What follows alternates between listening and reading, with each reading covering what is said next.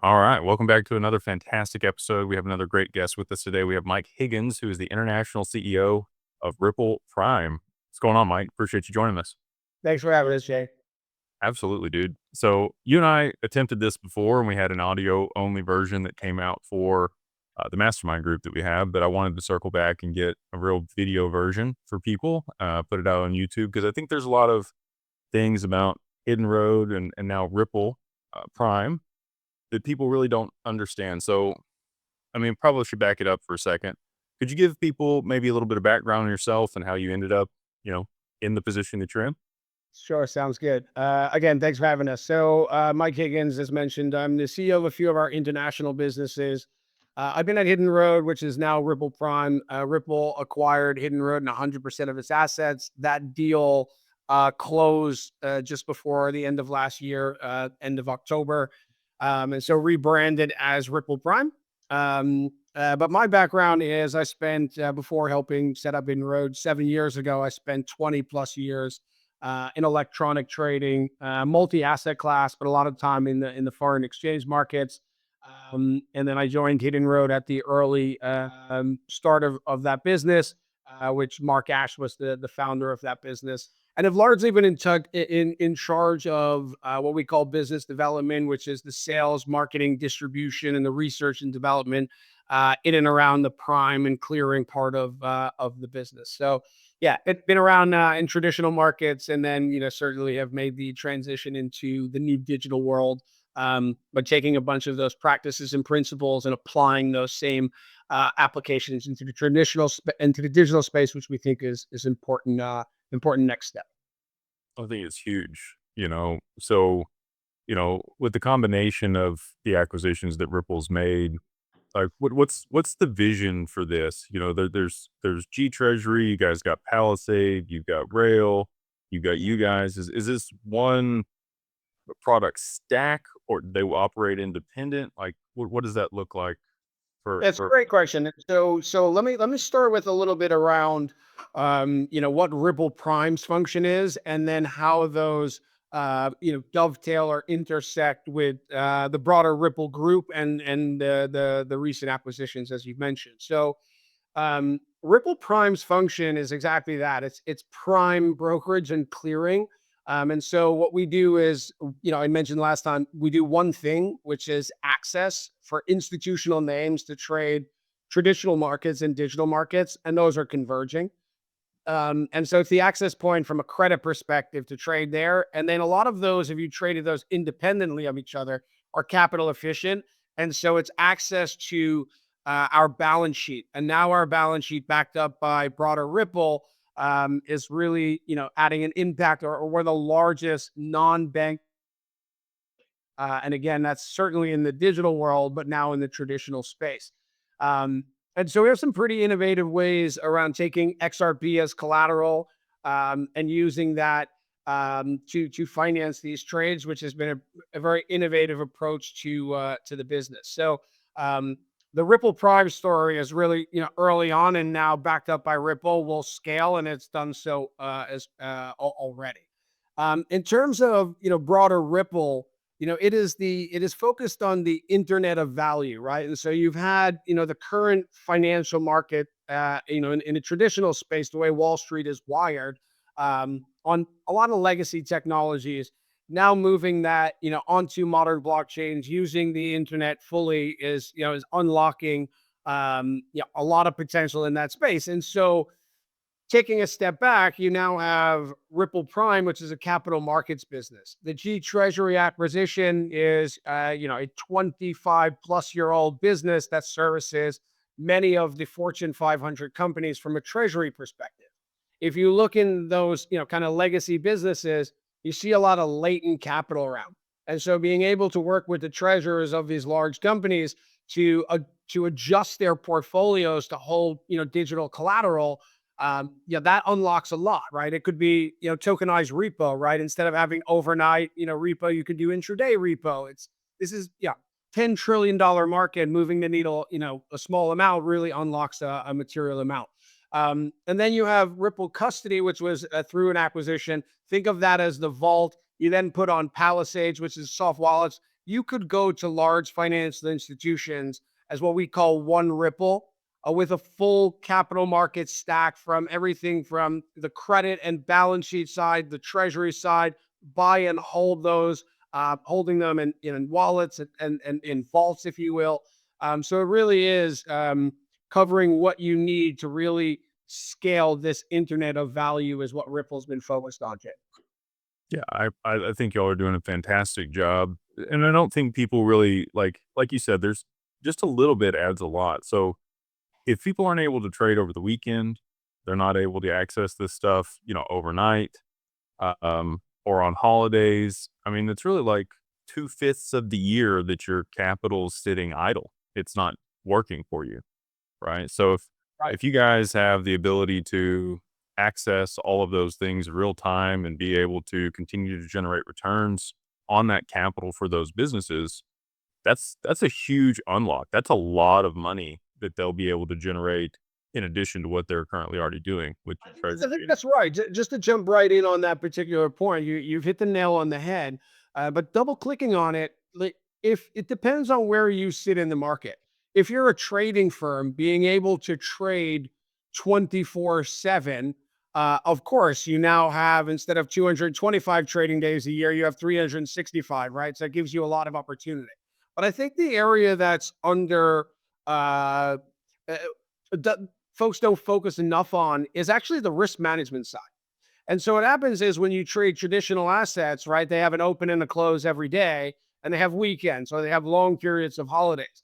And unfortunately, there's geopolitical issues that can happen and that could impact financial markets. And when those happen when it's out of hours, what you get the next day are these huge gaps. And so my point being is a smooth 24/7 market where you can move collateral, that velocity of collateral to meet collateral calls shrinks. I think I mentioned it the last time, what we call our MPOR, margin period of risk. And so it makes it, let's say, better risk management. And in the normal course of business, that's passed directly back to the end investors where they can do similar trades, but with more efficient use of their margins. And so ultimately, there's two sides to the coin. Yes, you get a lot of efficiencies, and that will be passed along to the investors. At the end, the other side of the stick, you get better risk management by having those smoother 24/7 markets. Love that.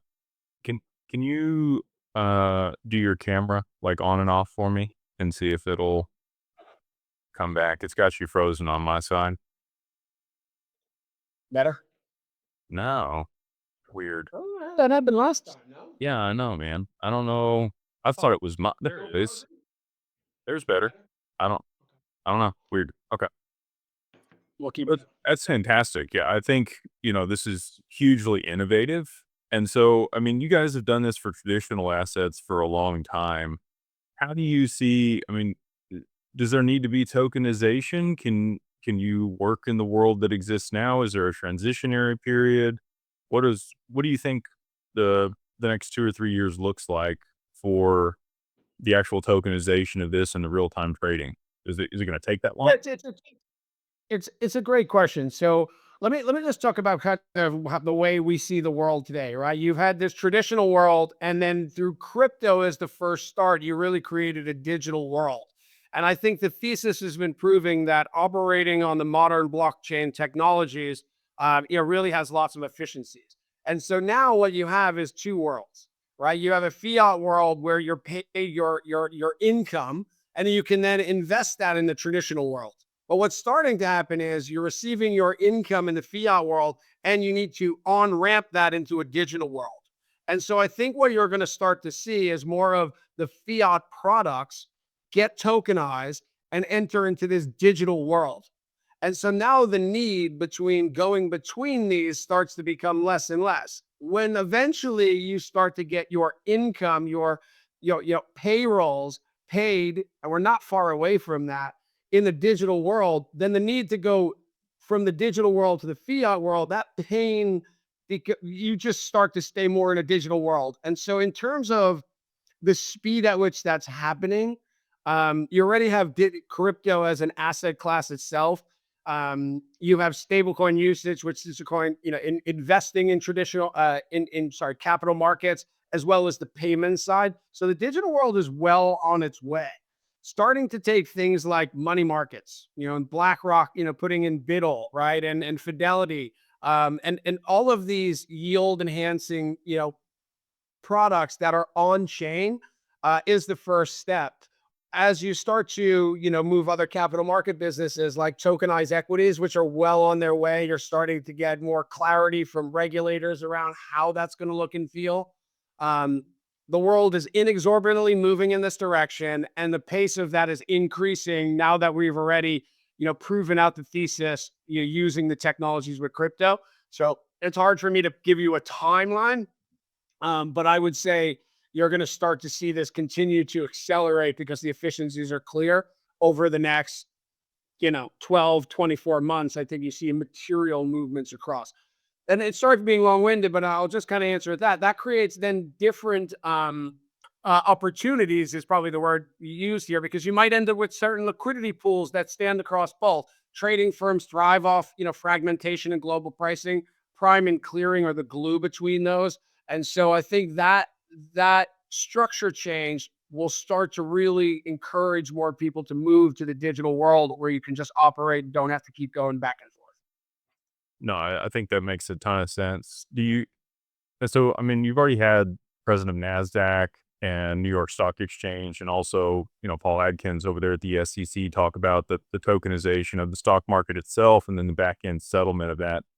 I mean, you talked about clearing. The DTCC plays a huge role in that. Do you think that do you think the DTCC will continue to sit in that position, or maybe there's like a private markets DTCC type?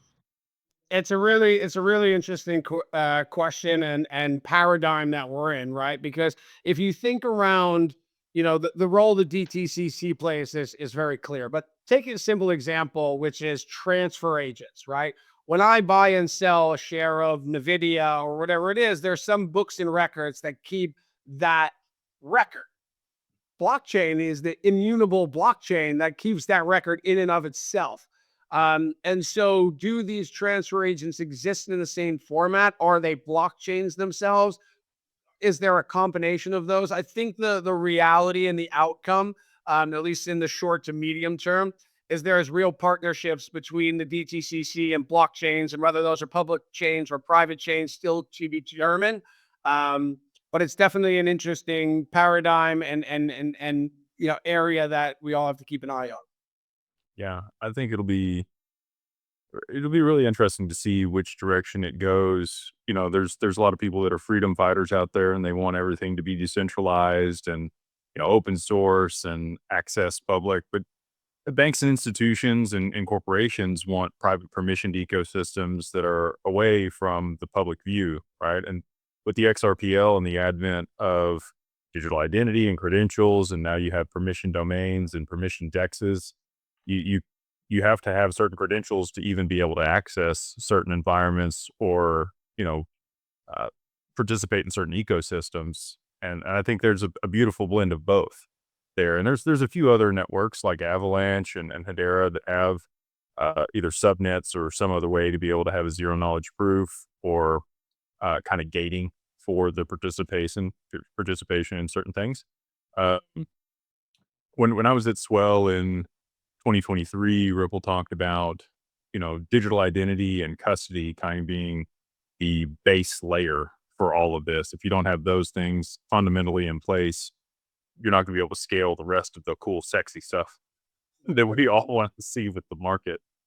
And I think they've pretty well got that at this point. When talking about the amendments and stuff, I have a hard time believing that we're going to see DeFi fully adopted in the short term, just because we don't have clear regulation around it, for one. But two, um, there needs to be some oversight and accountability on that. Do you think that prime brokers and broker dealers and RIAs will sit, in some of those pools, or the AMM? You nailed it, right?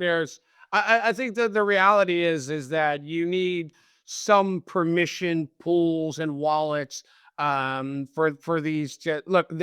DeFi as a, is clear. Take Hyperliquid, right? Like, make no mistakes, they're winning lots and lots of market share.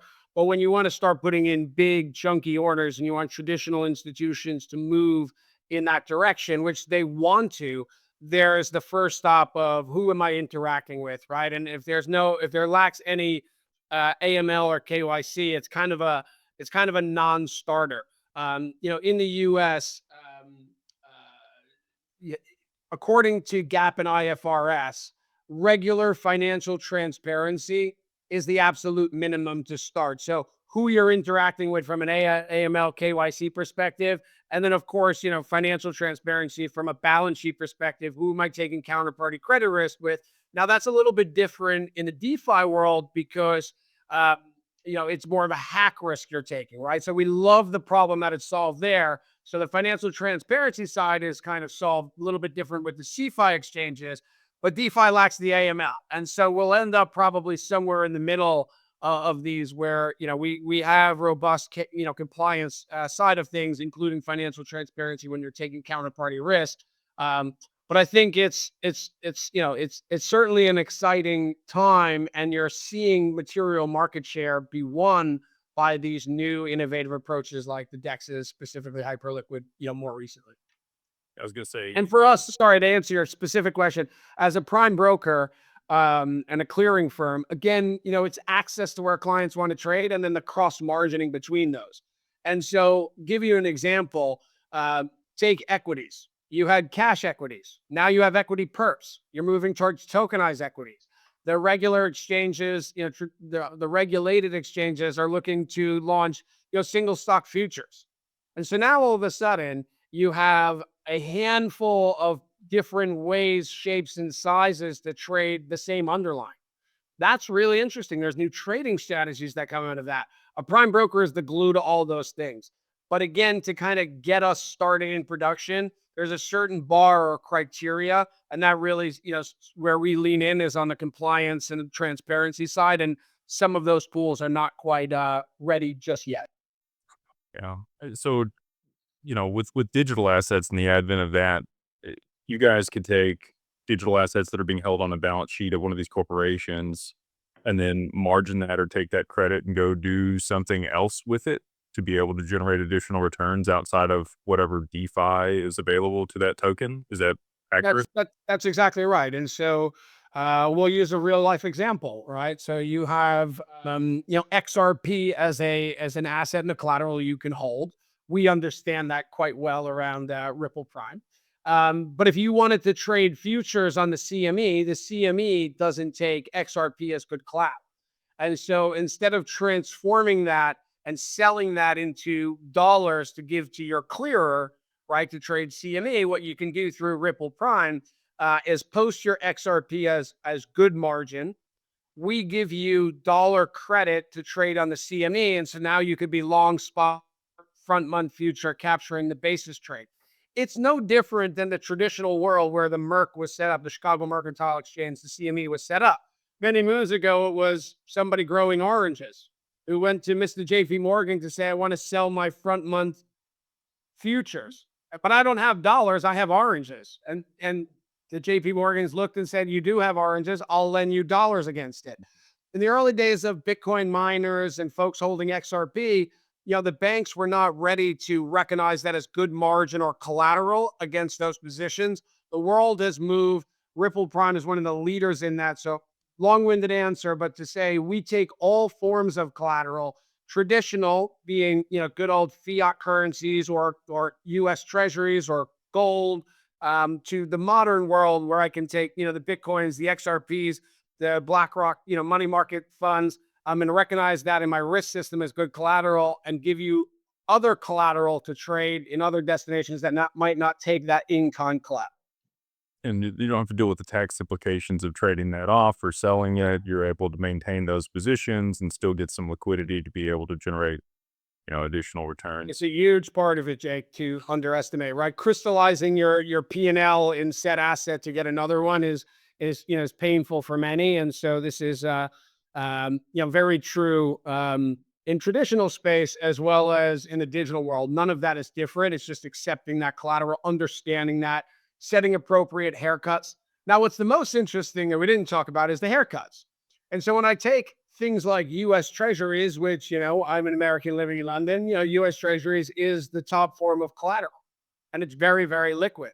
However, I can only liquidate that during certain times. Whereas now, if I have an asset, I can liquidate that 24/7. Of course, it's a little bit different liquidity profile than US Treasuries. Um, but part of setting the appropriate haircut is one, how liquid it is, but two, how frequent you can do that. And so the digital world, the frequency of being able to liquidate that, there's no restrictions. It's 24/7. The traditional world has those restrictions. So it's an interesting um, way of looking at collateral and how that's getting valued, but there's a real positive to the 24/7 nature of what we're doing. Yeah, I think that it's just going to be the value that's going to be able to be generated will be substantially greater than what exists today. I don't know last time if we talked about the DRs that we issued against XRP, but we have a depository receipt or a QSIP that's been Yeah. issued against XRP that could be reflected with another exchange, and then you could get margin against it that way. I think the ADRs are coming into this space, and we've been talking about it for a while. So, partnering with folks like yourself, Jake, that, again, come from this traditional world and applying those things into this space is exactly what people or large institutions need, that familiarity early on before they, it's a crawl, walk, a crawl, run, walk, run approach. And giving something that folks know and can translate is really the right step. So we appreciate and look forward to expanding that partnership. Yeah. And we did that in correlation with RDC, just to be clear. They've done it for Bitcoin, ETH, and Solana. We just happened to partner on the XRP um, opportunity that they created. And I'm sure that they'll do more, like you said. With the advent of Hyperliquid and perps, and y'all's access to that, like what does that open up for you guys that you didn't have before? Yeah. So I go back to that simple concept of what we do as a prime broker. It's more the other clients, the clients of the prime brokers, right? So what you try to do if you're a user is to trade everywhere, but give up the positions to the PV where they net and settle. And so Hyperliquid started to be this venue where you were doing lots of business, but it was disconnected from your prime or your clearer.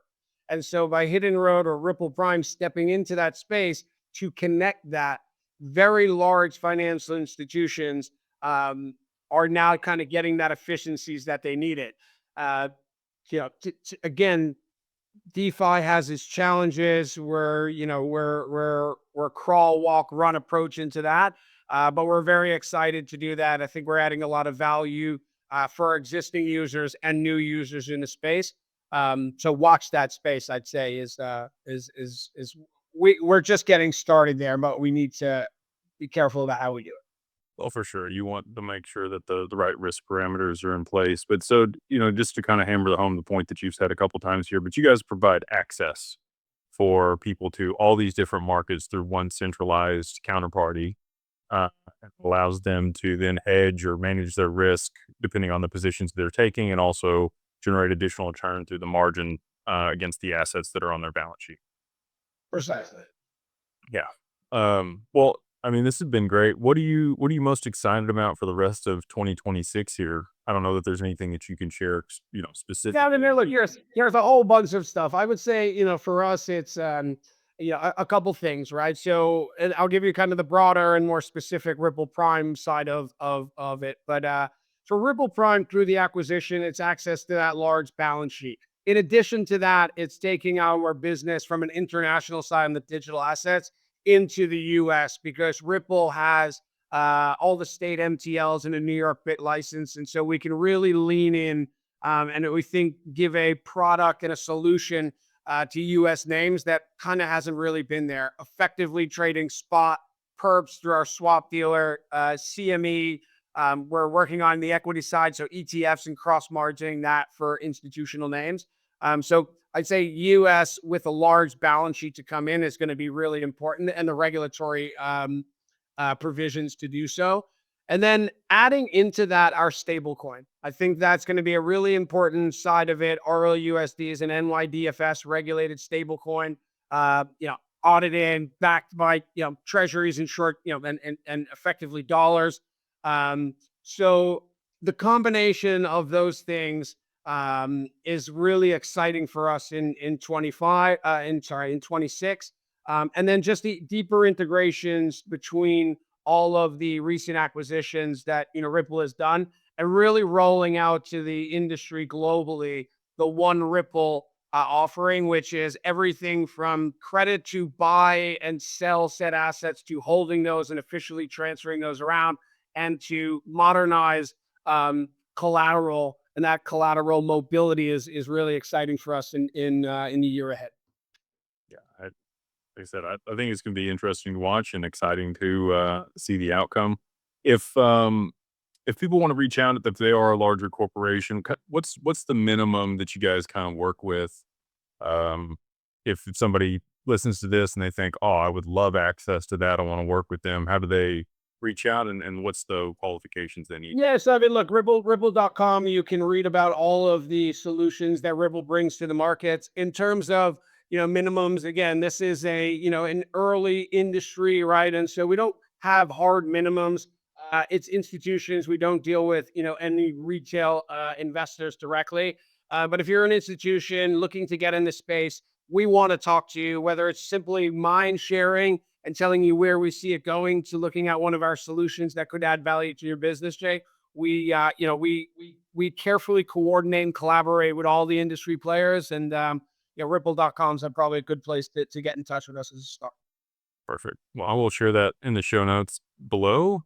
Anything else you'd like to leave the audience with? I appreciate your time, Jake, and you guys being visionaries in the space. We're excited to partner with folks like yourselves, and we look forward to again collaborating as an ecosystem to grow this out. Awesome, brother. Thanks again for your time. Appreciate you being here. Hopefully, you guys enjoyed this episode, and we'll see you on the next one.